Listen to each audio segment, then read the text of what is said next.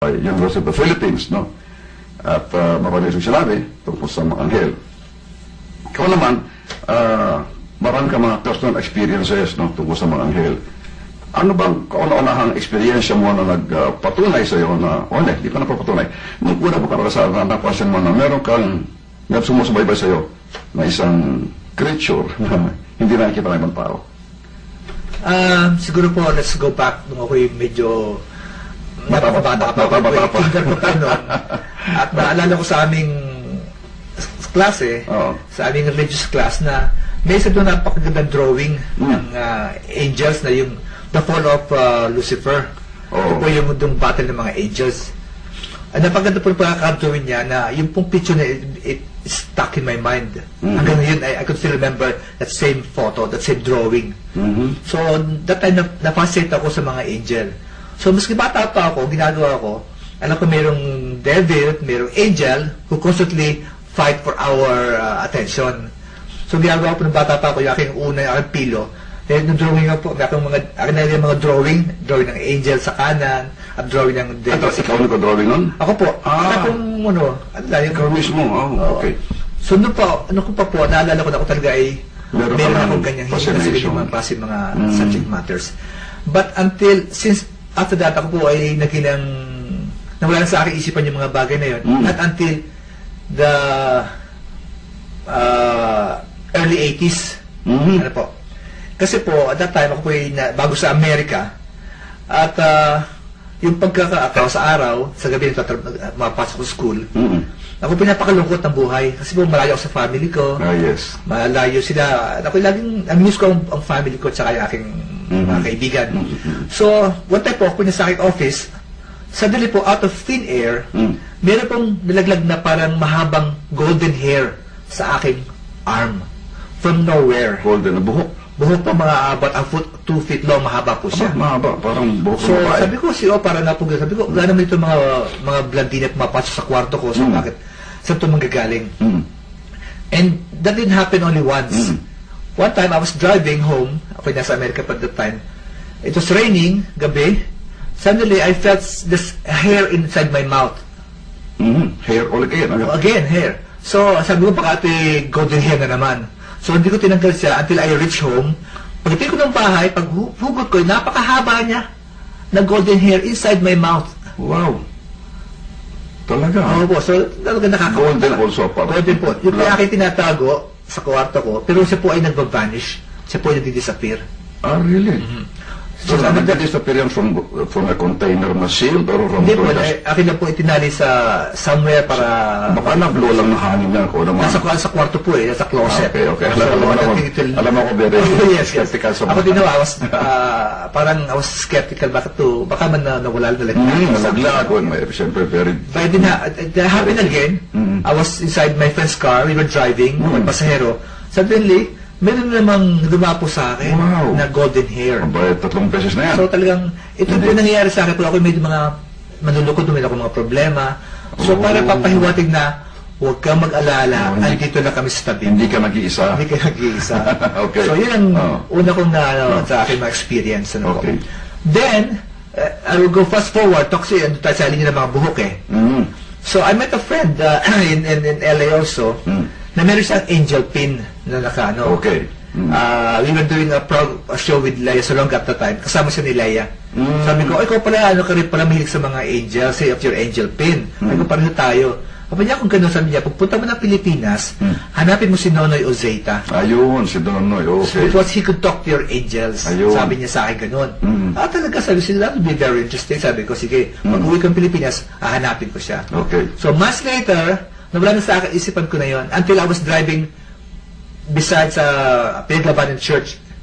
Naalala ko dito na mahahanap si Nonoy Ozeta. Naman siya nag-lecture siya nung araw doon. Oo, doon siya nag-healing. Sa mga healing session doon, mga healing. So I went to parang convento ron, and I looked for him. Sabi niya, wala doon. But I got a number for me to call. Pagtutawagin sa phone para makapag-appointment. So, tumawag ako. Pagtawag sabi sa akin ng other lady on the phone, sabi niya, there's a 3-month waiting para makita ka. Yeah, that's right. I remember that. Sabi ko, paano yun? Palis na ako next in 2 weeks or so, palis na ako, pabalik na ako sa Amerika. Okay, well, I'll just take my chance kung ano. So, a few days later, agad ako, tinawagan ako ng babae na yon to tell me may ako ay may umalis at ako ay ilalagay sa slot na yon. Okay. Okay. So, may appointment. Oo. Okay, so I was so happy. Finally, I could see, napagod siya magkita. Tapos, a day before ako yung aking appointment, I was inside my room, sa kwarto ako, babasa lang ako ng book. Meron doon ako na namang hair sa akin. But this time, hindi sa golden hair. Oh. It's a light brown na about shoulder length lang, gano'n nakahaba. Sabi ko, ito kaya galing sa akin, Angel, kasi parang nakakapagtaka, hindi sa gold, hindi sa blonde. But anyway, tinago ko rin siya, which also, nawala din siya. Disappeared din. So, nung ako'y nakinona yung Satan na, in front of him, so, after a short prayer, dasal siya, and then, he was describing, kanya yung describe sa akin yung aking mga angel. Sabi niya, meron kang 2 guardian angels. Mga may tipuno, na mga, parang mga teenager na naka-warrior, ang suot. Wow. Parang Roman warrior, naka-helmet. Sabi niya sa angel ko, pwede ba tanggalin yung helmet mo? Pagtanggal, sabi niya, okay, ang kanyang hair, light brown hair na shoulder length. Wow. Yung angels, yung latest yun, So, that would match yung aking angel na natanggap a day before. Sabi ko, nandito ko, so, naniwala agad ako na, totoo nakikita nga niya aking angels. At kinuha po niya yung mga pangalan. Which until now, nasa aking wallet, I always carry the names of my angels in my wallet. That's interesting, huh? Yeah. May pangalan sila. So, isa rin sa akin mga... What about the golden hair? Did you ask him about it? Hindi ko na natanong kasi matagal na nangyari yun. Kasi noong 80s pa, but nakita kami mga 1990s na. Kasi ang alam ko, isa sa mga stories about angel, I heard that they are golden haired, no? Mga blonde sila, yun ang, kaya nagtaka ko sa may brown hair pala, brown haired angel. Yeah, dito nga, di na nakapaniwal na siya ay angel ko, but nang describe niya yung aking angel, na gano'n ang haba ng hair tsaka kulay, then, naniwala na ako na ito nga talaga, totoo talaga. Hindi lang po yun aking mga experience sa anghel, napakarami pa. As a matter of fact, pwede ako magsulat ng book sa lahat na aking mga experience sa aking mga anghel. Okay, maybe, of course, we cannot probably finish all the stories, no? Pero, what are some of the most, siguro pinaka-interesting, pinaka-outstanding, yung mga nag-remain in your memory na natatandaan mo? Itong isa na hindi ko makakalimutan because sa akin, ito ay napaka-miraculous. Ako po ay umuwi sa Lucena, sa aming bayan, tuwing weekend. Dito po ako dumadaan sa Antipolo, Tanay, Teresa, kasi po, diyan po iwan traffic. Tsaka gusto ko yung view. Medyo malayo ng konti ang biyahe, but in-enjoy ko yung view, yung driving ko. So, isang hapon, pauwi na po ako around mga 5 o'clock sa hapon. Ako po yung tok sa pagmamaneho. Dahil po siguro sa trabaho ko, so I was so sleepy na sabi ko, hindi ako pwede huminto kasi ang daan paliko-liko, delikado magpark sa tabi ng daan. Alam ko yun eh. Sabi ko, pagdating ko sa may diversion, doon ako hihinto at doon ako i-drip a few minutes. So, bago po ako marating yung junction, going to the highway, yung sa diversion, at saka yung daan na puntang Tanay, ako po ay nag-pass out. Totally unconscious. Nawala na pong ulirat, kumbaga. Nawala. Nagising po ako. Nung ako po nagising, ako po ay nasa loob ng bayan ng Tanay. At which ako ay nagbamaneho pa. And which is about how long, how many kilometers? Akin pong sinukat uli yun. Okay, bumalik na a few days later. Nasa mga 2 kilometro po ang akin na tinakbo. Without me, mahulog o mabangga sa anong bagay. Saka hindi straight yun, ha? Hindi straight yung kalye, paliko-liko. At sa dalawang tabi niya ay mga irrigation canal at mga rice field. The miraculously, ay ako ay nagising nang wala nangyayari sa akin. You don't remember anything nung narong kung ikaw ay walang consciousness?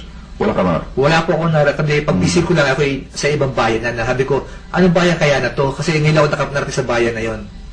So nakakapagtaka. Alam mo yung story mo niyan, at ito yung nasabi ko nga sa iyo nung komento mo sa akin yan, na meron akong narinig o nakikomento sa akin na nangyari sa isang Pilipino na kilala ng mga tao rito, si Joselito Jacinto, na kapatid ni Ramon Jacinto, ni RJ, no? RJ Jacinto, kapatid niya, si Joselito, ay may kwento sa akin na very, very similar to your experience. Ang ganitong kwento niya, he was driving in Rome, no, sa Rome, in Italy. And alam niyo sa Roma, ang mga kalye dyan ay maliit, no, kala niya, pakalaka ng Italy, no, pero sa Rome, dahil yan ay very, very ancient city, mga horses pa yung mga nakaraan dyan, kaya ang mga kalye dyan ay maliliit, no, especially the old cobblestone, yan. At I don't know why, or di ko na matanda kung anong rason, na-blackout din siya, no. And then, he found himself several kilometers, hindi lang 2 kilometers, malayo. At nagising siya in another town, no, doon sa Roma, no. And